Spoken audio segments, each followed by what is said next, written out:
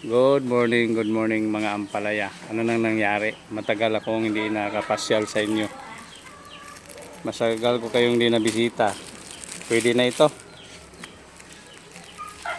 Ganito ang itsura ng ampalaya guys pag tag-ulan. Parang nabubulok sila, nasisira. Pero babawi yan pag may init. Ayan oh. Yan pag ganyan, may kagat na yan nung binalot, maliit pa. Kaya ang nangyayari, wala, nahihinog siya. Yung iba naman, pag matanggal sa may plastic, yan ang pangit pag ganitong plastic. Ano siya, may pawis tapos nahihinog. So kahit papano naman, pag tiyagaan, nakaka-harvest din naman oh. Tanim lang.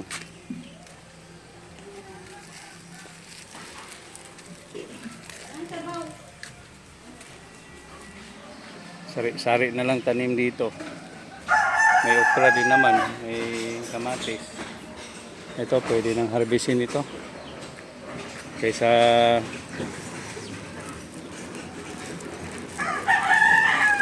mahinog na naman siya.